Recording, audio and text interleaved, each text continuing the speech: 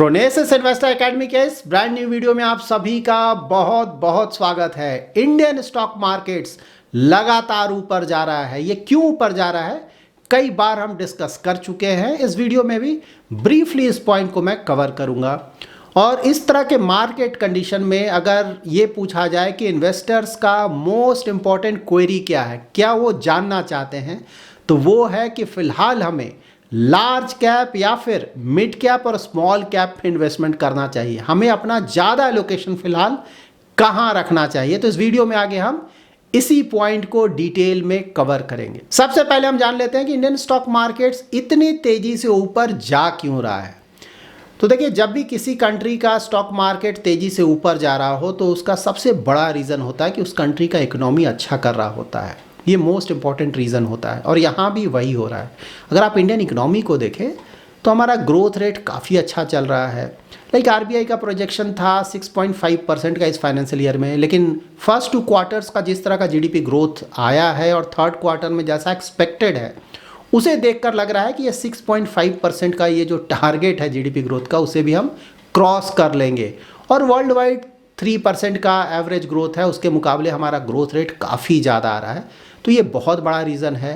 Tax collections आप देखें तो बहुत अच्छा चल रहा है। जीएसटी कलेक्शंस जो है हमारा, वो भी बहुत अच्छा चल रहा है।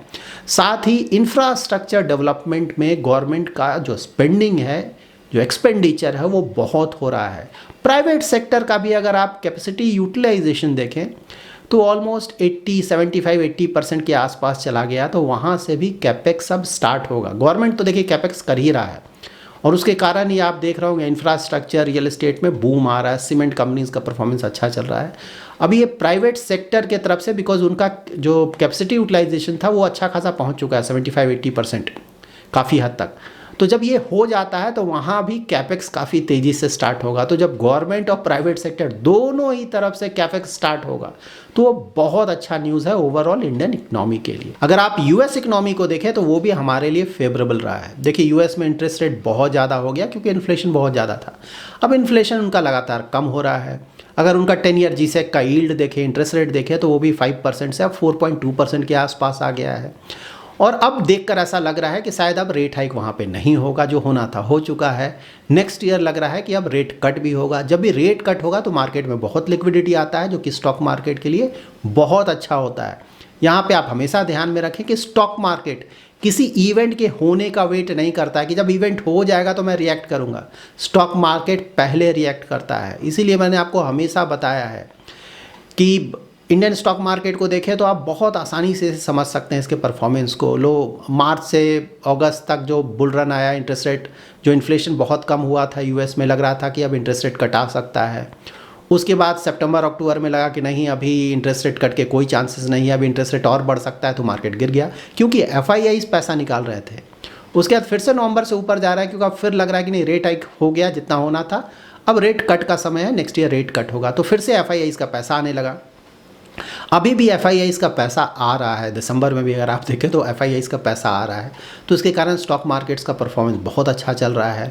क्रूड हमारे लिए बहुत इंपॉर्टेंट फैक्टर है। क्रूड अब 80 से भी नीचे चला गया है, $80 पर बैरल से भी नीचे चला गया है। वो भी हमारे लिए बहुत कंफर्टेबल सिचुएशन है।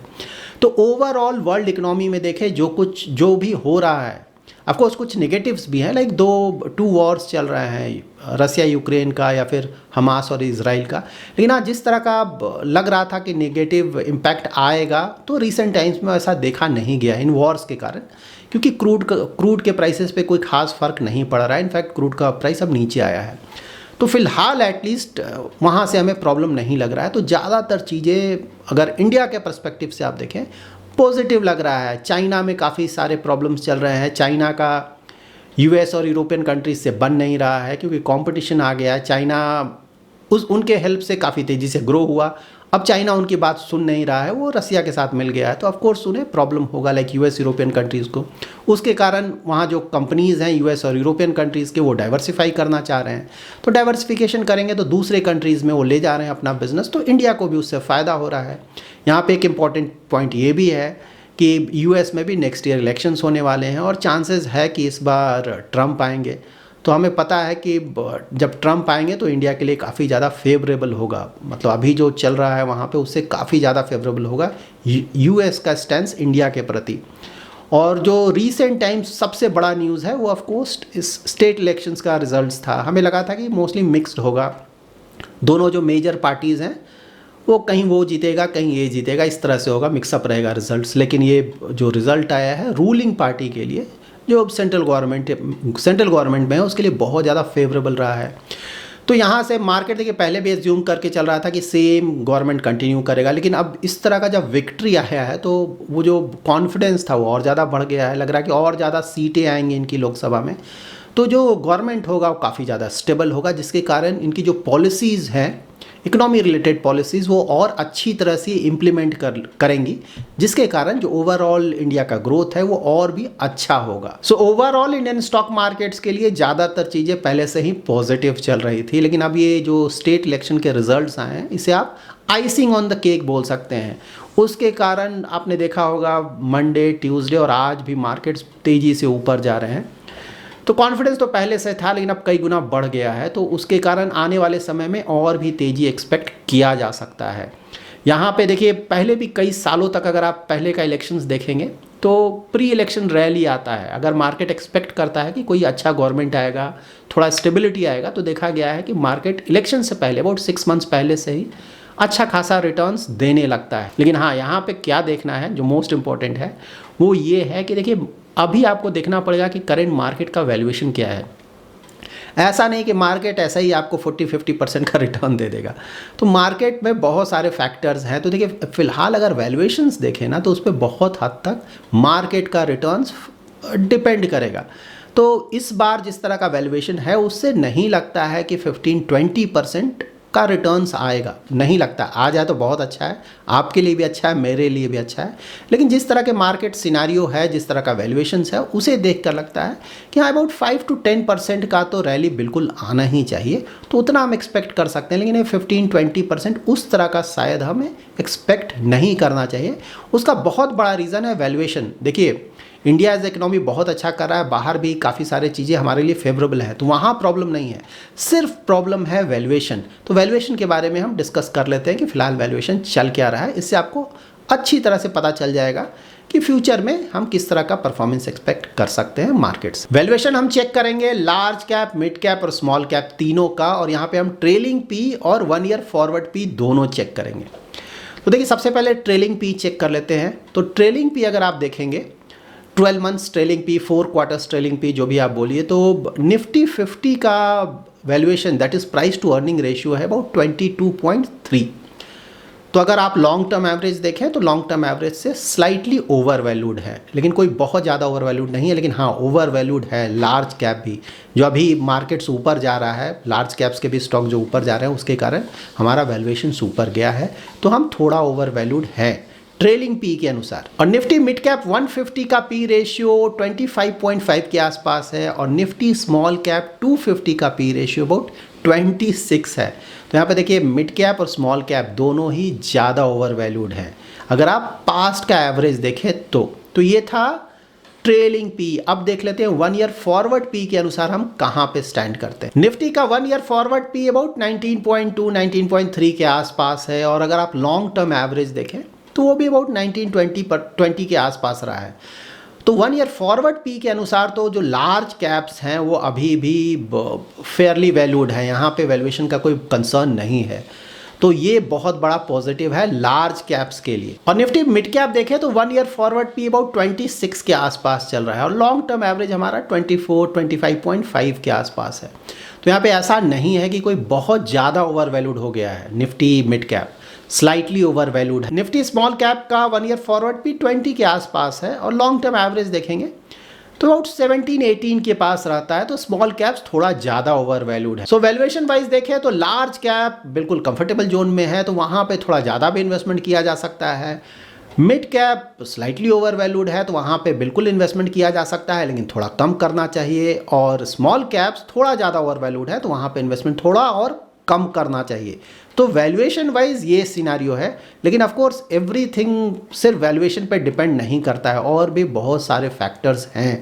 देखिए लार्ज कैप के लिए वैल्यूएशन के साथ साथ एक और बहुत बड़ा पॉजिटिव है कि लार्ज कैप की जो स्टॉक्स हैं ऑलमोस्ट लास्ट 2 ईयर्स या उससे भी थोड़ा ज़्यादा परफॉर्मेंस नहीं आया है, लास्ट 2-3 ईयर्स ऑलमोस्ट। तो हाँ, ये सब चीज़ें सिक्लिकल हैं, तो अगर रिटर्न्स नहीं आया तो बहुत हाई चांस है कि यहाँ पे रिटर्न्स आएगा। और देखिए एफआईआईज का जब पैसा ज़्यादा आएगा तो ज़्यादातर जो पैसा है वो लार्ज कैप में ही जाएगा, क्योंकि वहीं पे लिक्विडिटी होता है। ये जो एफआईआईज हैं उनका पैसा बहुत बड़ा आता है, तो वो ज़्यादा स्मॉल कैप में इन्वेस्ट नहीं कर सकते हैं, लिक्विडिटी नहीं है। मिड कैप में थोड़ा पैसा जाएगा, लेकिन हाँ जो ज़्यादातर पैसा है वो तो लार्ज कैप में जाएगा, और जब वो पैसा लार्ज कैप में जाएगा तो नेचुरली लार्ज कैप के स्टॉक्स ऊपर जाएंगे। तो यहाँ पे वैल्यूएशन भी अगर आप देखें प्लस लॉन्ग टर्म जो परफॉर्मेंस है दैट इज़ नियर टर्म में रिटर्न्स नहीं आया है, और साथ ही एफआईआईज आ रहे हैं तो उनका ज़्यादातर पैसा भी यहाँ जाएगा।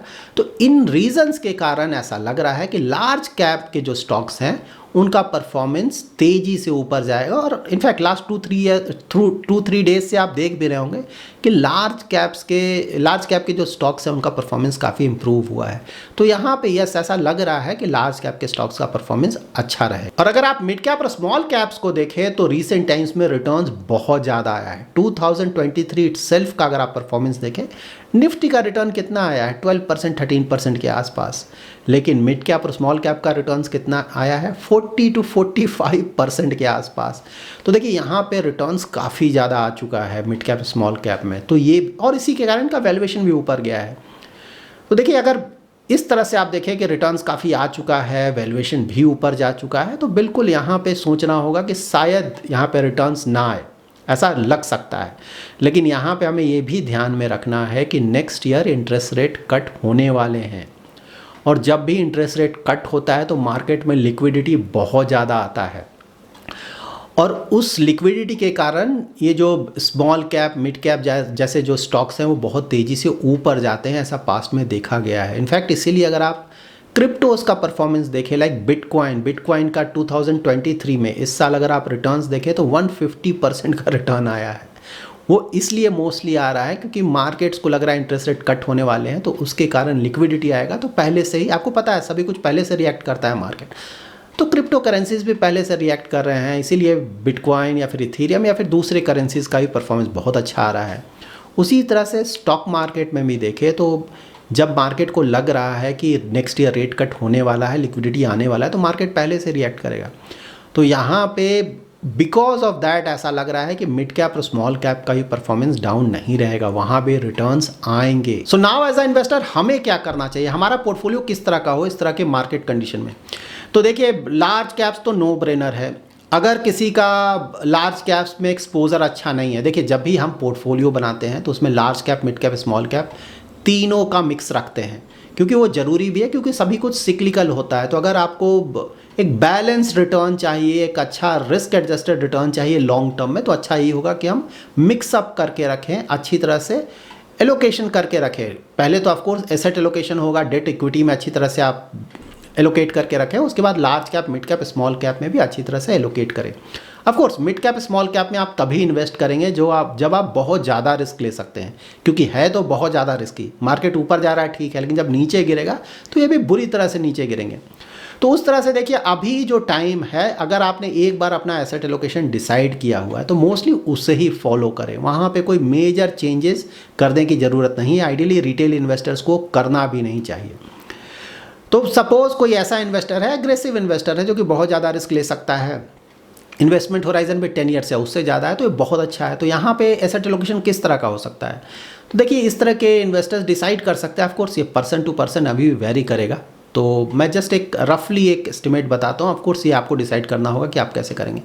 तो इस तरह का इन्वेस्टर अबाउट 60 to 70% इक्विटी में रख सकता है, और बाकी का डेट में रख सकता है या थोड़ा गोल्ड में रख सकता है।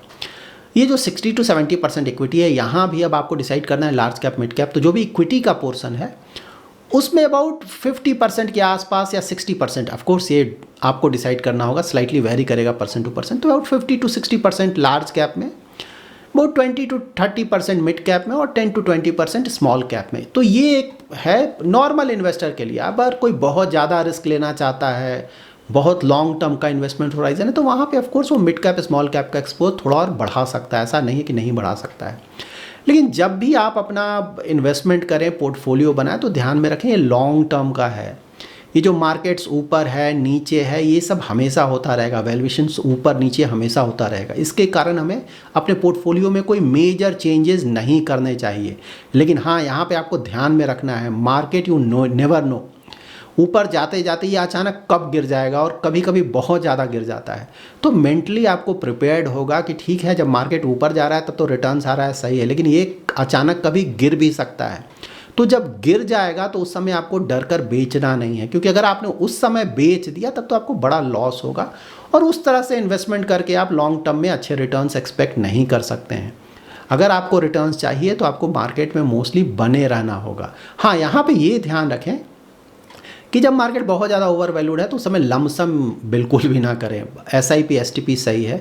तो फिलहाल के मार्केट कंडीशन में अगर किसी का लार्ज कैप में एलोकेशन कम है तो थोड़ा एलोकेशन बिल्कुल बढ़ाना चाहिए, और मिड कैप स्मॉल कैप में जो एलोकेशन, अगर एलोकेशन काफ़ी बढ़ा हुआ है तो ऑफ कोर्स उसे थोड़ा कम किया जा सकता है। ऐसा नहीं कि इसको करने के लिए आपको बेचने की ज़रूरत है।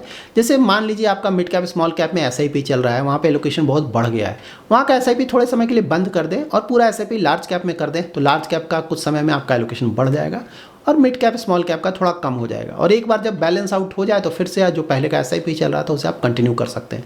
तो इस तरह से भी आप एवरेज आउट कर सकते हैं। बट हाँ, फिलहाल देखकर ऐसा लग रहा है कि लार्ज कैप्स, अगर पॉजिटिव बायस देखें तो ऑफकोर्स थोड़ा ज़्यादा चांसेस लग रहा है कि लार्ज कैप्स का परफॉर्मेंस अच्छा होगा। लेकिन यहाँ पे हमें ये बिल्कुल भी नहीं भूलना है कि जब रेट कट स्टार्ट होंगे, मार्केट को जब लगेगा कि रेट कट होने वाला है, आने वाला है, तो उस समय मिड कैप और स्मॉल कैप्स का ही परफॉर्मेंस अच्छा रहेगा। आपको कई सारे इन्वेस्टर्स ऐसे मिल जाएंगे जो कि बोलेंगे कि हम जनरल इलेक्शन रिजल्ट्स का वेट करेंगे, जब रिजल्ट्स आ जाएगा उसके बाद हम डिसाइड करेंगे क्या करना है।